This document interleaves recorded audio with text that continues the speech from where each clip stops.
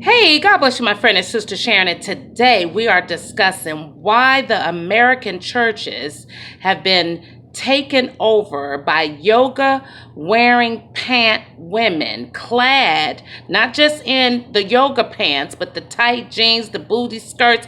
We have discussed this many times here on my channel. Let me be very clear first to remind many of you, I am not in the United States military. I use these garments that any civilian could go into a military store and purchase. This is nothing but illustration, my friends, and a pictorial, a parable, if you will, to remind every last one of us that we are in a war for our souls. Every single day, we must decide to crucify our flesh, to not give it leeway, because if you do, you will be overtaken, my friends, because your flesh is a contender.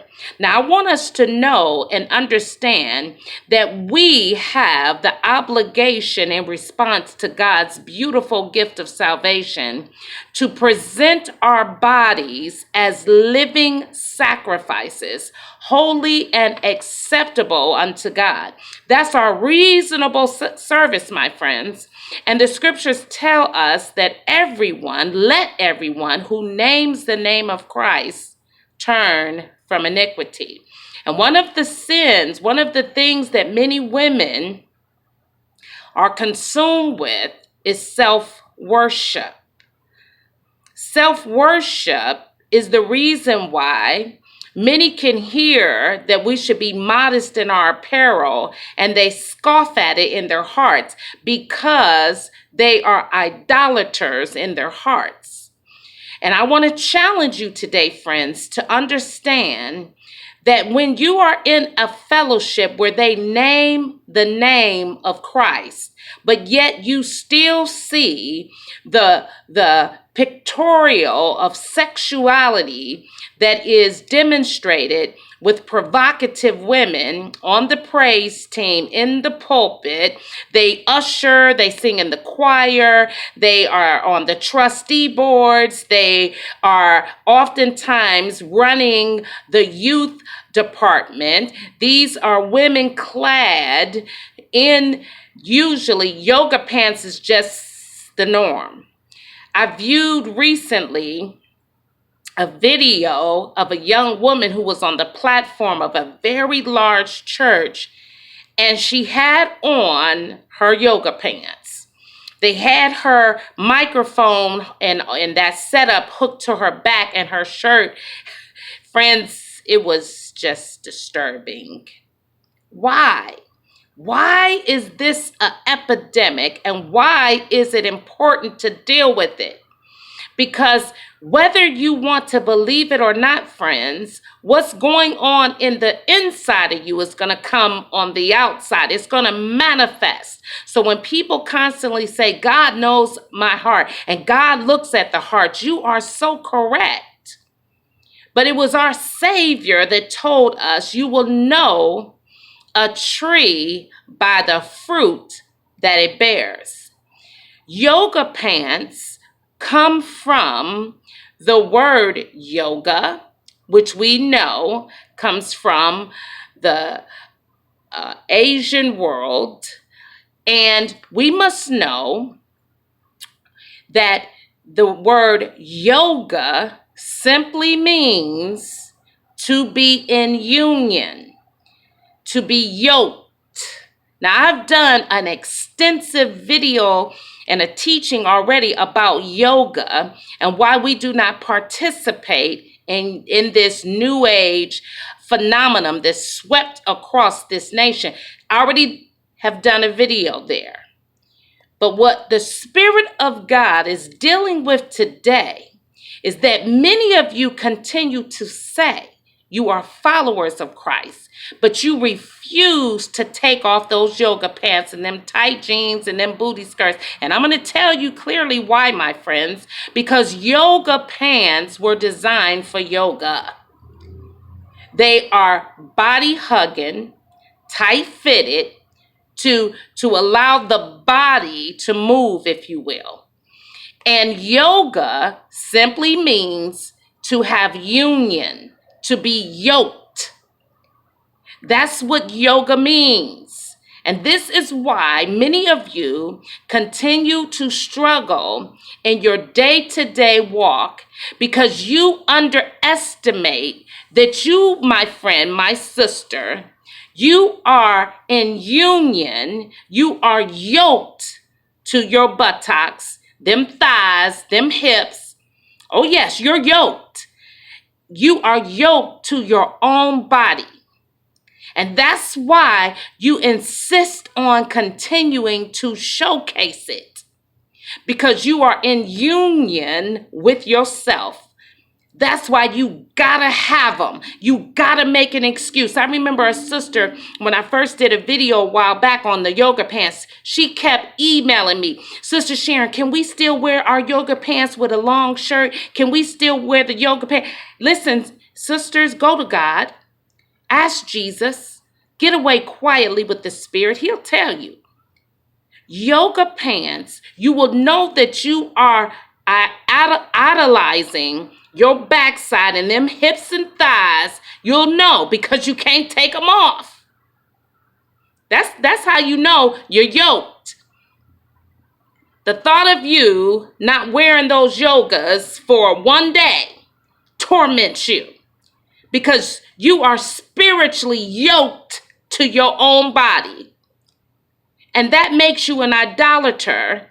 And that makes you, my sister, you're in a vulnerable position. You must repent. You must go to God. And you must take serious the fact that the reason your church leadership allows you to come into a church service with your idol displayed, them hips and them thighs and that backside, the reason they allow it is because they are also in union with them thighs and that buttocks. These shepherds, quote unquote, these pastors who allow provocative sexual women clad in this type of attire that's everywhere, they allow it because they are yoked.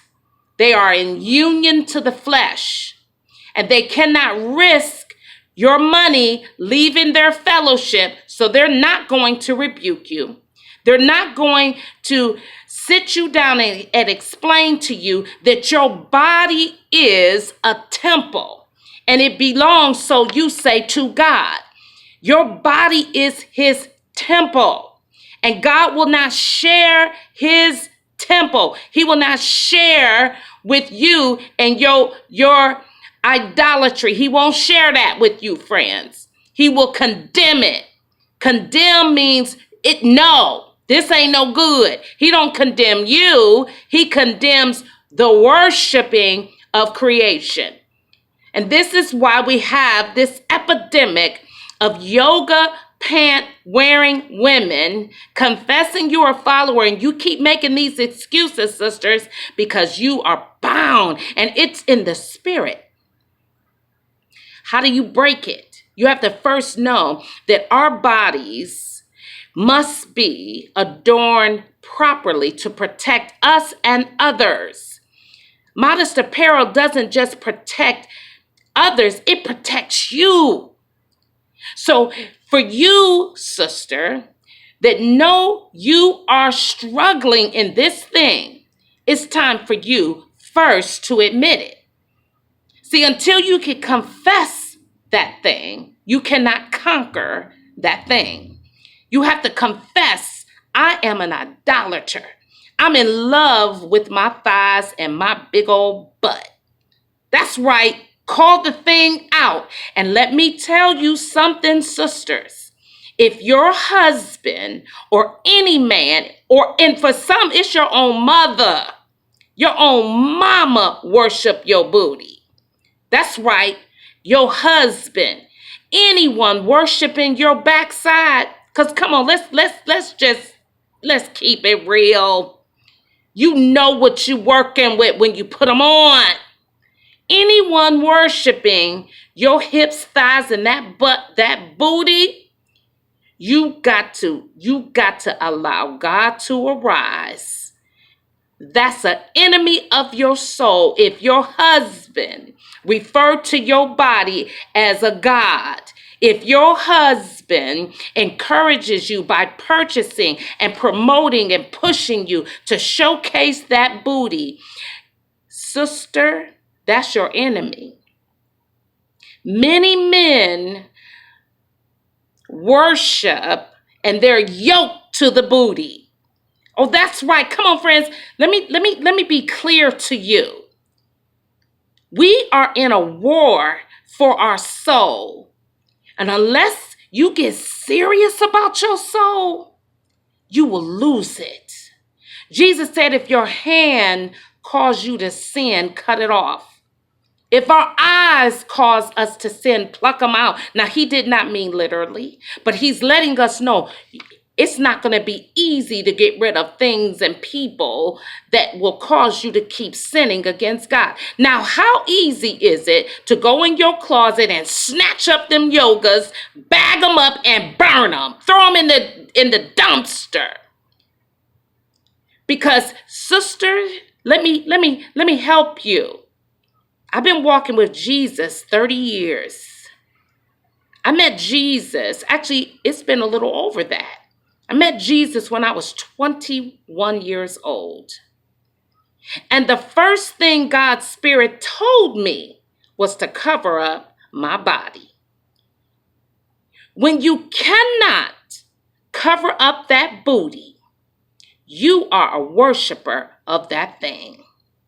And when you allow anyone to have the last say over you other than God, Jesus told us in Luke chapter 14, he said, you cannot love your mother, your father, your children, no one more than Jesus. You have to pick up your cross, sister, and learn that your confidence and your self-worth in this kingdom cannot come from what you look like. It cannot come from your thighs or that booty or them breast cleavage. We have an epidemic because if it's you watching pastor, see, a lot of pastors worship the booty too. And in their hearts, they still love to lust after it. They love to see it. That's why they won't deal with you. But rest assured, you're out of order. It's not God's will that no man perish. Sisters, your body belongs to God if you're in this kingdom. And you sisters that keep making your crazy, stupid excuse, because that's what it is. Well, it doesn't matter if we wear this, that, or that. If they go lust, they go lust. You don't have God's Spirit. We don't call evil good, and we don't call good evil. It is evil to showcase the booty. It is evil for a man or a woman, a mother, an uncle, a father, to use your children as trophies. It is evil. And this is why some people still lean towards the flesh, because you are being manipulated and you are being used by these family members for their own lustful desires and their own pride. That's why they showcase you. That's why they buy your yogas for you. Oh, you say it's not a big deal, Sister Sharon. Oh, yes, it is. Oh, yes, it is. The number one addiction in America is pornography. And unless we get serious, sisters, we're not going to make it. It is appointed unto man once to die. And then God is going to judge every last one of us. We are in a war. And let us never forget, only 8 people stepped up on Noah's Ark. Only one family found refuge. God is not desperate for Sharon. He's not desperate for you. He is God all by himself. He does not need mortals. He has given us an opportunity. You sisters, you keep on playing. The way is straight and it's narrow, and daily we war. Daily we war to bring in subjection this flesh. You that call yourself a pastor, and all that naked flesh is up in your congregations. It's all up in your buildings. The blood of those souls is on your hands. And it's time to get clean. You're not a pastor.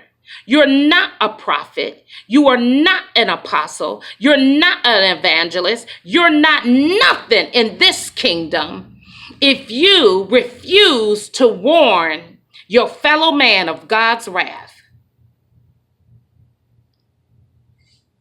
Let everyone who names the name of Christ turn from iniquity. God help us all. I am reminded daily, and I close with this fact. Eternity is forever. And when God gives his judgment, it is final.